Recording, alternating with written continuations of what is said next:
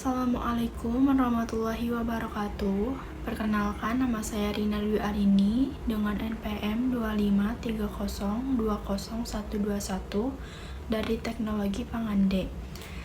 Kali ini saya akan menyampaikan presentasi dengan judul Pancasila sebagai Konteks. Pancasila sering dipahami sebagai dasar negara atau ideologi bangsa.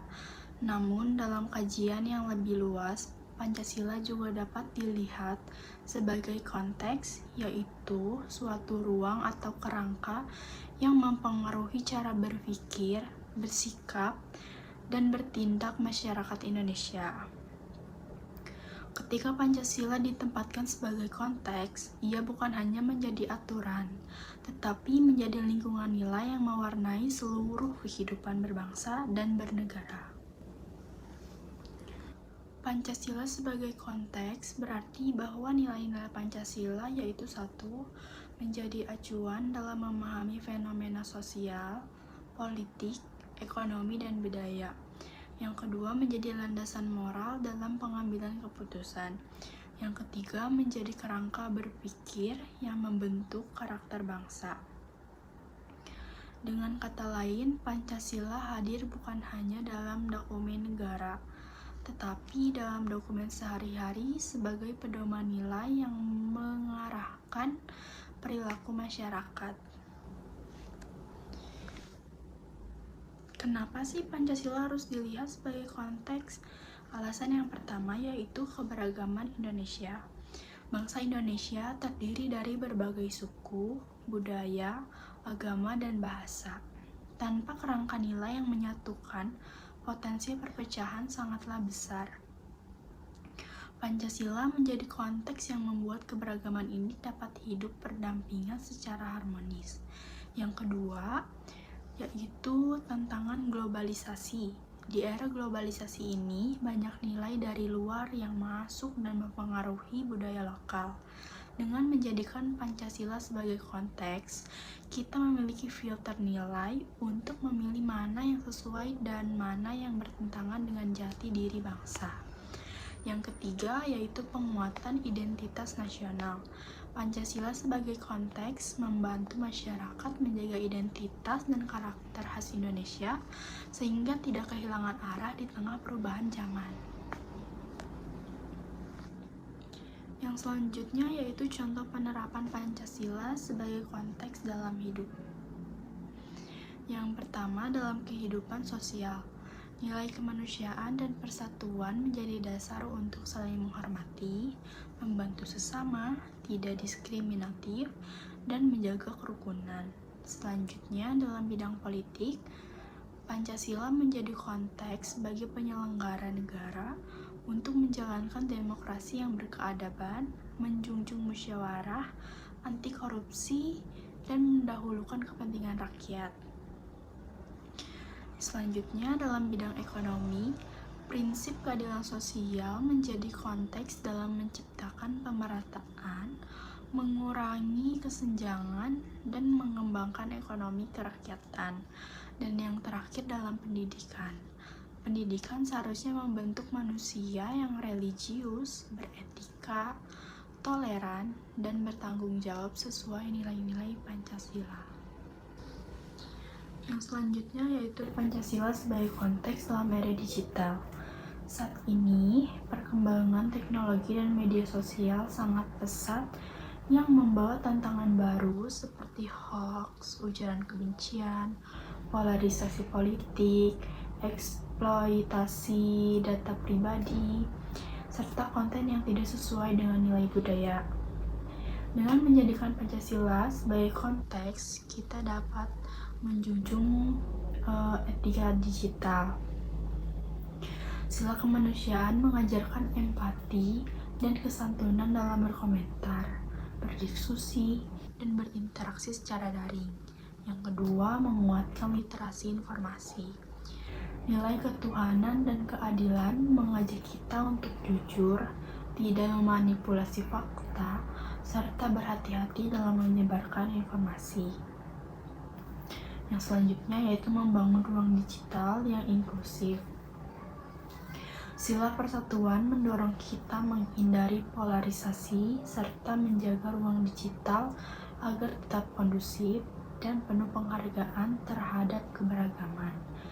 Yang selanjutnya yaitu menggunakan teknologi untuk kemajuan. Pancasila mendorong pemanfaatan teknologi untuk pendidikan, kolaborasi, inovasi, dan pemberdayaan masyarakat. Dengan demikian, Pancasila menjadi kompas moral dalam menghadapi budaya digital yang serba cepat dan terbuka. Yang berikutnya yaitu tantangan penerapan Pancasila sebagai konteks. Penerapan Pancasila sebagai konteks tidak selalu mudah. Tantangannya meliputi 1. Menurunnya rasa toleransi dan empati. Konflik sosial, polarisasi, serta interaksi digital yang serba cepat membuat masyarakat mudah terprovokasi. Yang kedua, pengaruh budaya asing yang tidak sesuai.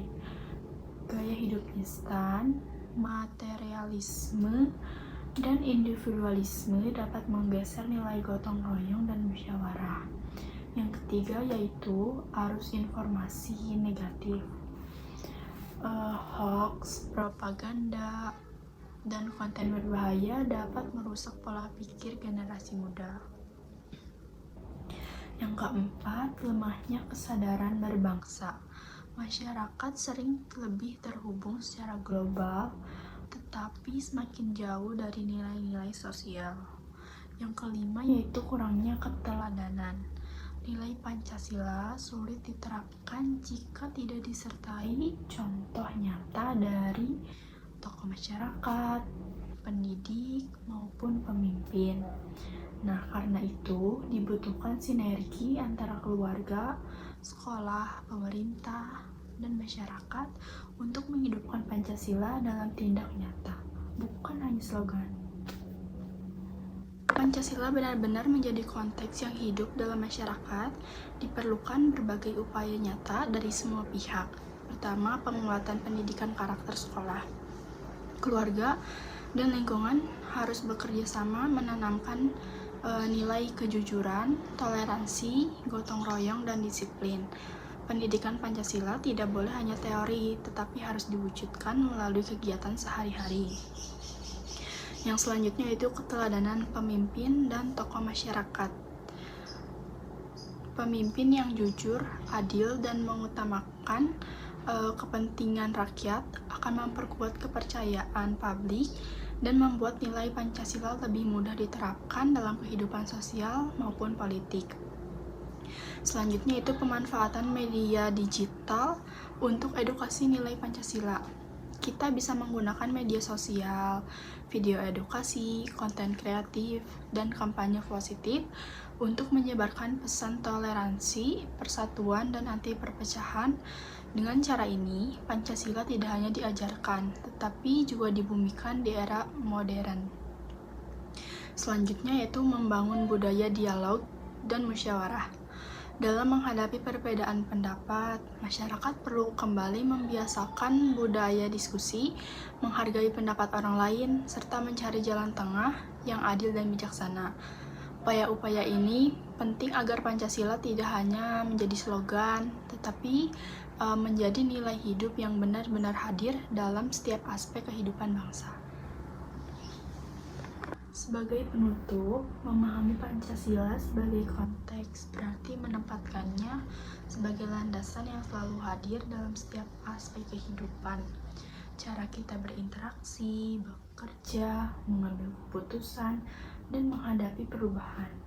Jika Pancasila terus dihidupkan dalam perilaku digital, lingkungan sosial, kebijakan publik, dan budaya kerja, maka bangsa Indonesia memiliki pegangan yang kuat untuk menghadapi masa depan, tetap bersatu di tengah perbedaan, dan mencapai cita-cita masyarakat yang adil, makmur, dan bermartabat.